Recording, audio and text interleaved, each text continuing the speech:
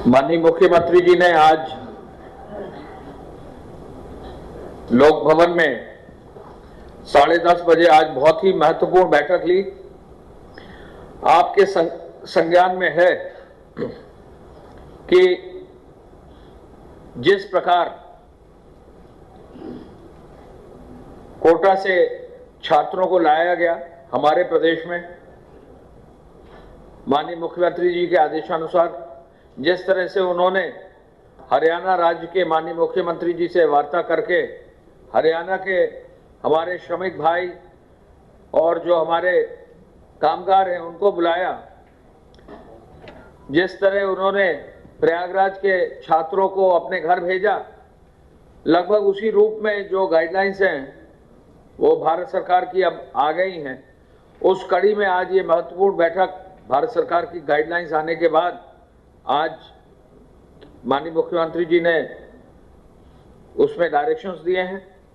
सर्वप्रथम माननीय मुख्यमंत्री जी ने यह कहा है कि अन्य राज्यों में जो हमारे प्रवासी कामगार हैं, श्रमिक हैं, वो उन्होंने अपील की है कि पैदल यात्रा न करें। उन्होंने ये कहा है कि हर व्यक्ति को, हर प्रवासी श्रमिक को, हर कामगार को सुरक्षित प्रदेश सरकार लाने की व्यवस्था कर रही है। चरणबद्ध रूप से इस व्यवस्था को किया जा रहा है और इसी क्रम में प्रत्येक राज्य सरकार से उत्तर प्रदेश सरकार के हम सभी लोगों को आदेश मुख्यमंत्री जी ने दिया है कि हम लोग वार्ता करें। मुख्य सचिव और गृह विभाग सभी प्रदेश सरकारों से वार्ता करके एक एक प्रदेश के लोगों को लाने की चरणबद्ध योजना आयोजित कर रहा है। माननीय मुख्यमंत्री जी ने अपील की है कि लोग पैदल यात्रा न करें। उन्होंने यह भी कहा है कि प्रदेश सरकार यदि संबंधित राज्यों से सूची प्राप्त कर लेगी अपने प्रवासी श्रमिकों की, जिसमें नाम, पता, टेलीफोन नंबर और उनके स्वास्थ्य परीक्षण की स्थिति अगर उपलब्ध हो जाएगी तो उनको सुरक्षित वापस लाने की कार्य योजना को आगे बढ़ा दिया जाएगा। जिस प्रकार हरियाणा राज्य से हमारे प्रदेश में लगभग 12,000 से अधिक श्रमिक आए, एक एक श्रमिक का डेटाबेस तैयार हुआ, उसका नाम, पता, उसका मोबाइल नंबर, उसका गृह जनपद, किस क्वारंटाइन कैंप से वो चला है हरियाणा से, और हरियाणा ने एक अच्छी चीज की, उन्होंने उनका आधार नंबर भी डाल दिया था। तो बहुत ही अच्छा डेटाबेस, परमानेंट डेटाबेस हमारे कामगार भाइयों का, हमारे श्रमिकों का बन गया और अब उनसे जो है निरंतर आगे प्रदेश सरकार में और सीएम हेल्पलाइन के माध्यम से हम निरंतर संपर्क में रहेंगे। एक अच्छी व्यवस्था लागू की गई। उसी कड़ी में मुख्यमंत्री जी ने आदेश किया है कि हम लोग, हमारे सभी सीनियर ऑफिसर्स, मुख्य सचिव महोदय स्वयं भी सभी प्रदेश सरकारों से वार्ता करके चरणबद्ध रूप से लोगों को वापस लाएं, तो किसी को भी अनावश्यक रूप से पैदल चलकर आने की आवश्यकता नहीं। मुख्यमंत्री जी ने यह भी कहा कि लगभग दिल्ली से हम लोग 4 लाख से अधिक लोगों को जो है बसों से लाए थे जब दिल्ली बॉर्डर पर लोग पहुंचे थे। हरियाणा से 12,000 जैसा मैंने जिक्र किया लाए हैं। राजस्थान से 11,500 छात्र आ चुके हैं। प्रयागराज के 15,000 छात्र जा चुके हैं। तो ऐसे में कामगारों को, श्रमिकों को प्रभावी रूप से लाने की व्यवस्था प्रदेश सरकार कर रही है। लेकिन एक चीज पुनः रिपीट कर रहे हैं कि स्वास्थ्य परीक्षण के बाद ही कोई भी हमारे बॉर्डर के अंदर आएगा। माननीय मुख्यमंत्री जी ने आज आदेश ये भी दिया है कि हम अन्य प्रदेशों से चूंकि कार्य योजना आगे बढ़ा रहे हैं, तो उन्होंने परसों अनुमति हमें दे दी थी। आज मध्य प्रदेश से बसें आना शुरू हो गई हैं। मध्य प्रदेश से लगभग 3,000 से अधिक लोग आज आएंगे। 100 बसें मध्य प्रदेश की हमारे प्रदेश में चल चुकी है और 40 बसें हमारे प्रदेश से, जो मध्य प्रदेश के कामगार और श्रमिक थे, वो मध्य प्रदेश आज भेजे जा रहे हैं। यानी आज ही आज में मध्य प्रदेश से हमारे जो एक्सचेंज होना है वो पूरा हो जाएगा। और मध्य प्रदेश से जो हम एक्सचेंज कर रहे हैं वो 2 स्थानों से कर रहे हैं, झांसी और प्रयागराज। यानी झांसी और प्रयागराज के जिलाधिकारी वहां व्यवस्था करके हमारी रोडवेज बसों को वहां तक पहुंचाकर वहां से उनके यहाँ से जो बसें आ रही हैं अपने श्रमिक और कामगार को अपने प्रदेश के जनपदों में भेज रहे हैं और उनके लोगों की जो बसें आ रही हैं वो अपने प्रदेश में अपने जनपदों में जा रहे हैं। माननीय मुख्यमंत्री जी ने अगले चरण में आदेश दिया है कि गुजरात से जो लोग हैं उनको भी अगर सूची गुजरात की बन जाती है श्रमिकों की, हमारे कामगारों की, तो उनके गुजरात से लाने की व्यवस्था की जाए। गुजरात से स्वतः ही बहुत सारे वाहनों से जो है गुजरात सरकार ने आज हमें बताया है कि वो अब व्यवस्था कर रहे हैं और वहां पर जो है विशेष रूप से कुछ जनपद ऐसे हैं जहां ज्यादा संख्या में उत्तर प्रदेश के लोग हैं, गुजरात से व्यवस्था की जा रही है। आज ही उन्होंने कहा है कि उत्तराखंड और राजस्थान से भी हमारी कार्य योजना बन जाए, तो उत्तराखंड और राजस्थान से भी कार्य योजना बन गई है और बहुत जल्दी ही अगले 2-3 दिन के अंदर उत्तराखंड और राजस्थान से भी हमारे जो श्रमिक वहां हैं फंसे हुए और जो उनके लोग यहाँ हैं क्वारंटाइन सेंटर में, वो आदान प्रदान हो जाएगा। हम ये जरूर बताना चाहेंगे पुनः कि मेडिकल टेस्ट जरूरी होगा, उनकी सूची बनकर आना जरूरी होगी। तो कई प्रदेशों से फोन कॉल आ रहे हैं, तो वो अपने प्रदेश के जो भी जिला क्वारंटाइन सेंटर वहां रिपोर्ट कर दें, अन्यथा उनको आने में कठिनाई होगी। मुख्यमंत्री जी ने प्रदेश के बॉर्डर को सील करने का बहुत ही स्पष्ट निर्देश दिया है। सीमावर्ती क्षेत्रों में सतर्कता बरती जाए, हमारा जो इंटरनेशनल बॉर्डर है उस पर सतर्कता बरती जाए और नेपाल राष्ट्र से या अन्य राज्यों से बगैर अनुमति के कोई प्रदेश में ना आए, ये इंश्योर करने के लिए उन्होंने कहा है। आपको मालूम है कि प्रदेश में, हमारे प्रदेश में, उत्तर प्रदेश में सबसे ज्यादा संख्या क्वारंटाइन सेंटर्स की और पूरे देश में सबसे ज्यादा क्षमता क्वारंटाइन सेंटर्स की हो गई। 7 लाख क्वारंटाइन सेंटर्स में लोगों को रखने की क्षमता हो गई थी। आज मुख्यमंत्री जी ने तुरंत इस क्षमता को 10 लाख क्वारंटाइन सेंटर तक में लोगों के रहने की व्यवस्था, अच्छी व्यवस्था करने का निर्देश दिया है। उन्होंने ये भी कहा है कि क्वारंटाइन सेंटर और शेल्टर होम के लिए बड़े कॉलेजों का उपयोग किया जाए। बड़े इंस्टीट्यूशंस आजकल खाली हैं, उनका इंस्टीट्यूशंस का जो है उनका इस्तेमाल हो। कम्युनिटी किचन, शौचालय और सुरक्षा की व्यवस्था वहां उपलब्ध होनी चाहिए। मुख्यमंत्री जी ने एक कदम आगे बढ़कर यह भी निर्देश दिया है कि इन क्वारंटाइन सेंटर से जब लोग होम क्वारंटाइन में जा रहे हैं उसकी कार्य योजना भी आज उन्होंने विस्तृत रूप से उसकी समीक्षा की है। होम क्वारंटाइन में जाने के लिए गांव में समितियां बनाई जाए, युवक मंगल दल, नेहरू युवा केंद्र, एनएसएस और एनसीसी के लोगों का सहयोग लिया जाए और वहां भोजन महिला स्वयं समूह तैयार करे, ये आदेश भी आज उन्होंने दिया है। उन्होंने कहा है कि क्वारंटाइन सेंटर, शेल्टर होम में प्रवासी श्रमिकों का जब तक स्वास्थ्य परीक्षण नहीं हो जाएगा तब तक उनको होम क्वारंटाइन में नहीं भेजा जाएगा। तो ये जो दोहरा चेकअप होगा, एक उस प्रदेश से चलने पर, एक हमारे प्रदेश पर पहुंचने पर, इस व्यवस्था को बहुत मजबूती से लगाया जाएगा। घर भेजते समय माननीय मुख्यमंत्री जी ने जैसा पहले कहा था, राशन का किट भी हर व्यक्ति को दिया जाएगा। एक बढ़िया, सुंदर और काफी उसमें जो है राशन की व्यवस्था होगी और ये किट राजस्व विभाग ने तय किया है। तो मुख्यमंत्री जी के आदेश से हर व्यक्ति राशन भी घर साथ में लेकर जाएगा, जिससे कि इमीडिएट जो उसकी रिक्वायरमेंट है वो पूरा किया जा सके। छात्रों के प्रति आपको मालूम है कि मुख्यमंत्री जी का रुख छात्रों के प्रति एक विशेष उनका लगाव है। विशेष रूप से छात्रों के लिए कुछ भी जहां भी बिंदु आता है उनका जो है व्यक्तिगत रूप से वो हम लोगों ने खुद देखा है कि उसमें वो स्वयं ही एक एक चीज को देखकर छात्रों से और छात्रों की समस्याओं का समाधान करते हैं। मुख्यमंत्री जी ने आज आदेश ये दिया है कि नोएडा और दिल्ली और साथ साथ अलीगढ़, इन जगहों पर यदि हमारे छात्र कहीं अटके हैं तो अब उनको भी घर भेजने की व्यवस्था कर दी जाए।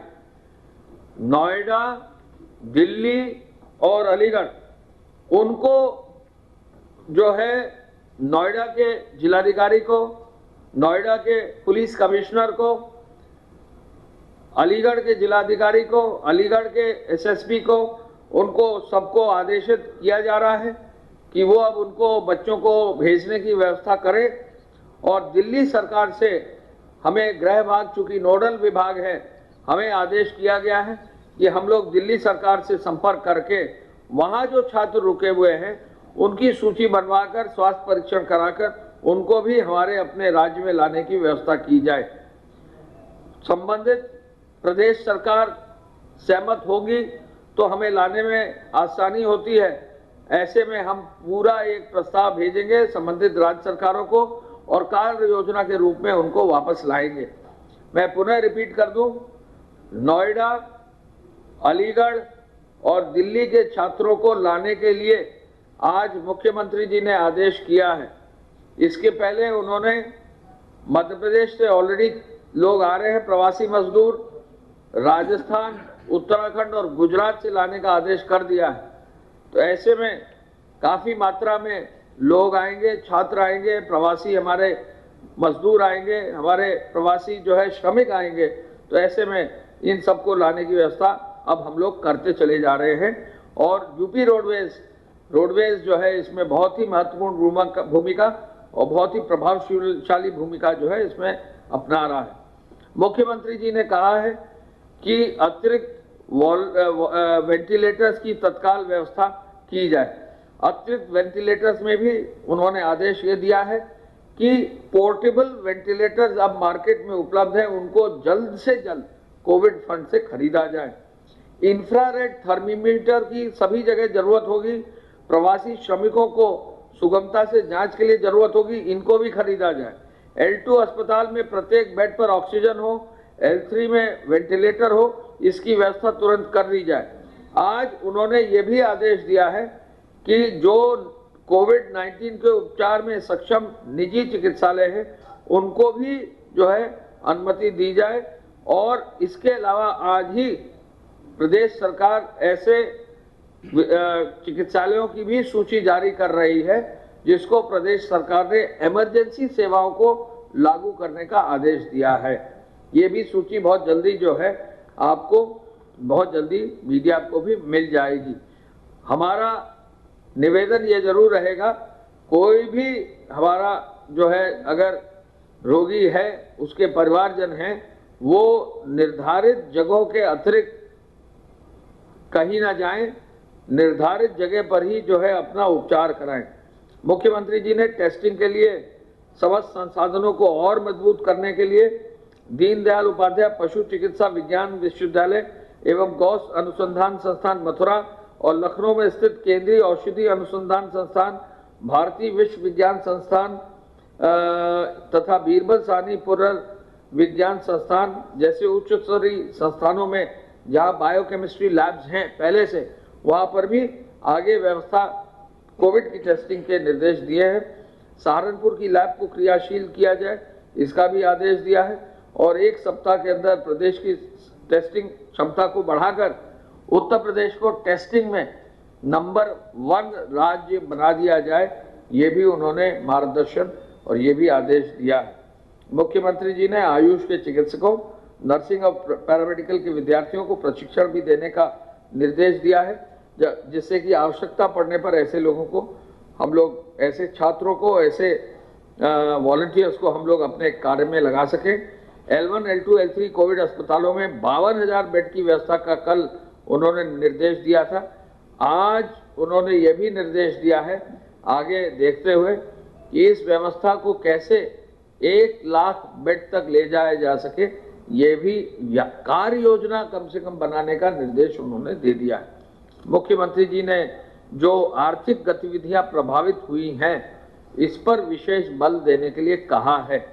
हम ये कहना चाहेंगे कि उत्तर प्रदेश सरकार ही एक कुछ ऐसी सरकारों में है जहां कहीं भी सरकारी तंत्र का वेतन कहीं रुका नहीं है और समय से मिला है, और इस महीने भी समय से वेतन मिल रहा है। ऐसे में वेतन देने के लिए आवश्यकता तब, इसलिए वेतन देने की आवश्यकता को देखते हुए इस बात की भी आवश्यकता है कि वैकल्पिक स्रोतों से राजस्व की वृद्धि हो।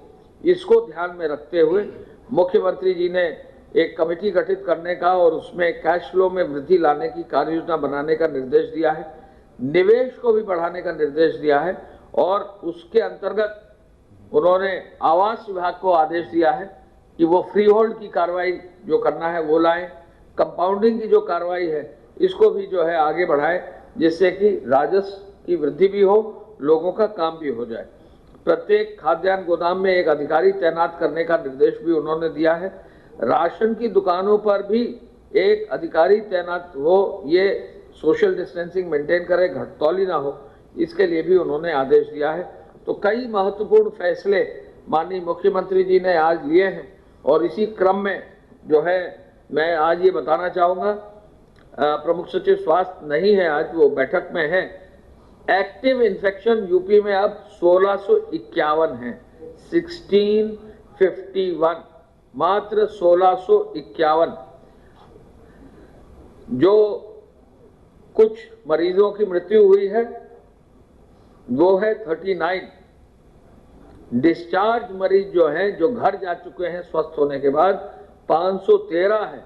और मैं आपको बताकर खुशी होगी कि कुछ जनपदों में डिस्चार्ज मरीजों की संख्या काफी हो गई। मेरठ में, गाजियाबाद में, नोएडा में, जो पश्चिमी उत्तर प्रदेश के कई जिले हैं जहां अच्छी खासी संख्या में लोग डिस्चार्ज हो गए। लखनऊ में भी डिस्चार्ज हो गए। तो ऐसे में काफी डिस्चार्ज के मरीज हैं। पूल टेस्टिंग कल 520 पूल हुए हैं टेस्टिंग, जिसमें 2252 सैंपल टेस्ट हुए हैं और पूल टेस्टिंग में केवल 14 टेस्ट जो है पूल टेस्टिंग पॉजिटिव आई है। 14 आउट ऑफ 520। कुल भेजे गए सैंपल 3823, कल सैंपल इतने भेजे गए, लेकिन टेस्ट किए गए सैंपल 4795 है।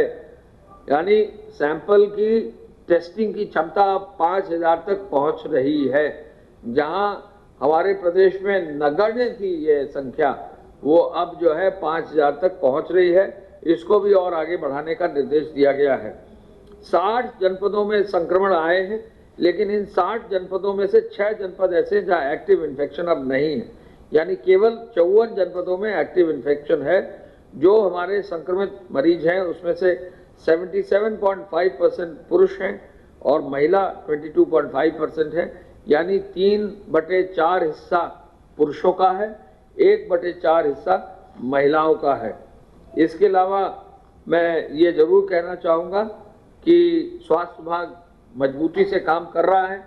आपको मालूम है कि पिछले 2 दिन में जो संख्या आई है, आज जो मेरे पास चार्ट आया है 69 केसेस का चार्ट आया है। यानी अब जो संख्या आ रही है वो डेली ग्रोथ 5 से 6% की है, जो काफ़ी कम है। और देश के जो एवरेज है उसमें हमारा एवरेज जो है काफ़ी कम है। और इस वजह से उत्तर प्रदेश में कहीं ना कहीं जो है हमारी संख्या, चूंकि ग्रोथ की संख्या कम है, तो इससे हम कह सकते हैं कि कुछ शहरों में जहां फ्लैटनिंग ऑफ द कर्व हुआ है, वहां से हमको फायदा इस बात का मिला है कि पूरी प्रदेश की संख्या हमारी फ्लैटन होती हुई दिखाई दे रही है। ये जरूर है कि कुछ जनपदों में अभी नंबर ज़्यादा हैं, वहाँ जल्दी से जल्दी ऐसे लोग स्वस्थ होकर घर जा सके, ये हमारी प्रायोरिटी है। इसी कड़ी में माननीय मुख्यमंत्री जी ने कहा है, जहाँ आवश्यकता है जो मरीज है उसको ऑक्सीजन बेड पर भिजवा दीजिए। जहाँ कहीं ओल्ड पेशेंट है, जहाँ कहीं जो है वृद्ध पेशेंट है, तो उसको हायर फैसिलिटी में भेज दें, जिससे कि कोई रिस्क ना हो। काफ़ी बेड्स खाली पड़े हुए हैं, तो ऐसे में जब क्षमता बेड्स की ज़्यादा है तो पेशेंट्स को अच्छे से अच्छी सुविधा मिल जाए, शुरुआत में ऑक्सीजन मिल जाए, या अगर ज़रूरत पड़े तो उसको जो है वेंटिलेटर बेड पे मिल जाए, तो इससे कई पेशेंट्स को बचाने में हमको फ़ायदा मिलेगा। हमारे यहाँ डेथ रेट भी पूरे देश में सबसे कम में से है। हमारे यहाँ जो है जो इन्फेक्शन रेट भी पूरे प्रदेश में अगर पर 10 लाख पॉपुलेशन के हिसाब से देखें काफ़ी कम है। तो ऐसे में काफ़ी अच्छा कार्य हुआ है और इस कार्य को और आगे बढ़ाते हुए आज मुख्यमंत्री जी ने अपनी बैठक की है। हमारे श्रमिकों को छात्रों को लाने के लिए जो निर्देश दिया है वो मैं आपको बता चुका हूं। कुछ जो निर्माण कार्य शुरू हो गए हैं उनके बारे में मैं जरूर कहना चाहूँगा। अब यूपीडा के माध्यम से जो निर्माण कार्य शुरू हो गए हैं तो कुल मिला के 11,000 से अधिक श्रमिक यूपीडा में कार्य कर रहे हैं। और ये भी हम आपको बता दें कि कुल मिलाकर लगभग 5,000 से ज़्यादा मशीनें एक्सप्रेसवेज पे काम करना शुरू कर दिया। पीडब्ल्यूडी के कार्यों को अगर देखें तो कुल 14,400 से अधिक करोड़ के कार्य शुरू हो गए हैं। ये भी आज फिगर और बढ़ जाएगी। और इसके अलावा हम ये भी बता दें, जो सबसे महत्वपूर्ण चीज़ है कि ग्राम विकास विभाग के पंचायतों के अधीन अब जो संख्या है वो काफ़ी संख्या बढ़ गई है और वो भी संख्या अब 10 लाख अकुशल श्रमिकों तक पहुंच जाएगी, ऐसी हमको संभावना है। इसके अलावा जो हमारे क्वारंटाइन सेंटर हैं उन पर मजबूती से कार्य किया जा रहा है। जो अभी तक हमारे पास सूचना आई है उसके अनुसार इस कल जो है 12,77,000 फूड पैकेट बांटे गए हैं। कल करीब करीब जो है राशन कार्ड का वितरण भी अब 3,31,00,000 कार्ड्स का हो गया है। 3,55,00,000 में से तो कार्य पूरा हो गया है और कल यानी 1 मई से राशन का नए सिरे से वितरण की प्रक्रिया भी शुरू हो जाएगी। हम ये भी आपको बताना चाहेंगे कि गेहूं की खरीद में भी काफ़ी सुधार हो गया है। हालांकि मौसम बीच में प्रतिकूल था। अब तक 86 लाख क्विंटल गेहूं खरीद लिया गया है और कृषि विभाग ने हमें बताया है कि 97% गेहूं और जो अन्य फसलें हैं वो 97% कट गई हैं, यानी हार्वेस्टिंग लगभग पूरा प्रदेश में हार्वेस्टिंग पूरी हो गई है। ये भी एक बहुत बढ़िया खुशखबरी है कि कृषि और कृषि कार्यों में जो अपेक्षित तेजी लानी थी वो तेजी लाई गई है और अब कृषि कार्य में भी हार्वेस्टिंग का कार्य लगभग पूरा हो गया है। कुछ ही जगहों पर थोड़ा बहुत कार्य रह गया है। माननीय मुख्यमंत्री जी पुनः अपील करना चाहेंगे कि प्रत्येक व्यक्ति जो इस प्रदेश में आ रहा है उसको एक व्यवस्था के अनुरूप लाया जाएगा। ऐसे में कोई भी व्यक्ति पैदल चल के या साइकिल से किसी तरह से दूर से ना आने की कोशिश करे।